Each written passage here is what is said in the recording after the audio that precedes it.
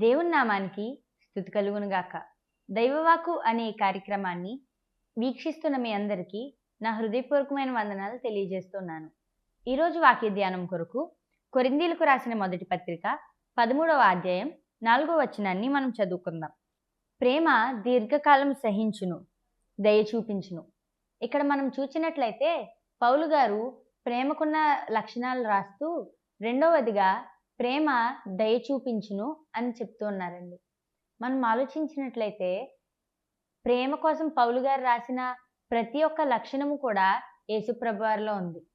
యేసుప్రభు వారు మన పట్ల ఎంత దయ చూపించారో, మనల్ని ఎంత ప్రేమించారో మనకి ఇవి చదివితే అర్థమవుతుంది. మనం ఆయన ఎంత హింసించినా, ఎంత మనం ఆయనకి దూరంగా వెళ్ళినా మన మీద ఆయనకి ఎంత దయ అంటే, ఎన్నిసార్లు ఆయన్ని విడిచి మనం పరిగెత్తినా తిరిగి మళ్ళీ మనల్ని చేర్చుకోవడానికి యేసుప్రభు వారు ఎప్పుడు ఎదురు చూస్తూ ఉంటారండి.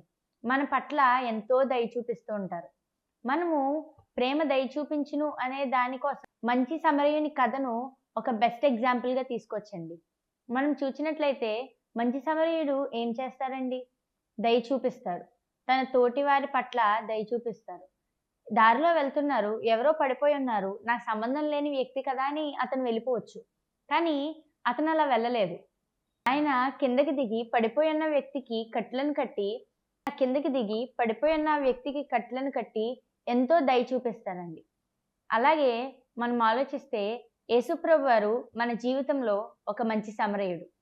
యేసుప్రభు వారు మనం ఎన్నిసార్లు పడిపోయినా, ఎన్నిసార్లు ఇబ్బందుల్లో ఉన్నా, మనం ఎన్నిసార్లు ఆయన మాట వినకపోయినా ఒక మంచి సమరయుడిలాగా, మనం ఎన్నిసార్లు కింద పడిపోతే అన్నిసార్లు కూడా, మనం ఎన్నిసార్లు ఆయన్ని తృణీకరిస్తే అన్నిసార్లు కూడా ఆయన మన పట్ల ప్రేమను చూపిస్తారండి.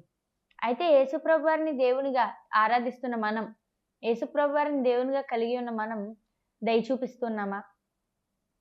మనకి యేసుప్రభు వారిని దేవునిగా కలిగి ఉన్న మనం మిగిలిన వాళ్ళ పట్ల దయ చూపిస్తున్నామా అని మనం ఆలోచించాలండి.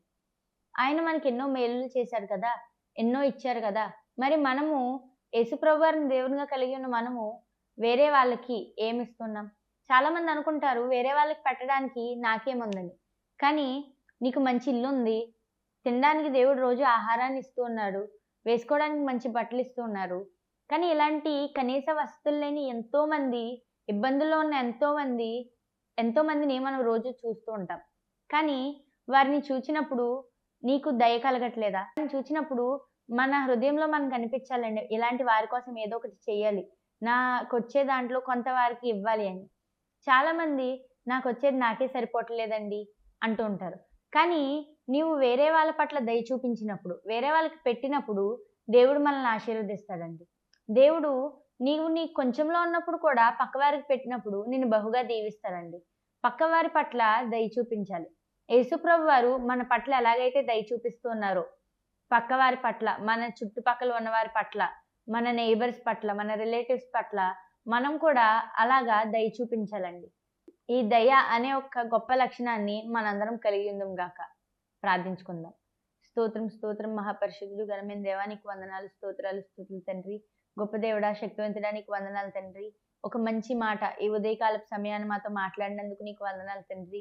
యేసయ్యా, ఈ వీడియోని ఎవరైతే చూస్తున్నారో తండ్రి, వారందరి హృదయాల్లో తండ్రి కంపాషన్ని మీరు దయచేయమని అడుగుచున్నాను తండ్రి. దయా గుణాన్ని వారికి దయచేయమని అడుగుచున్నాం తండ్రి.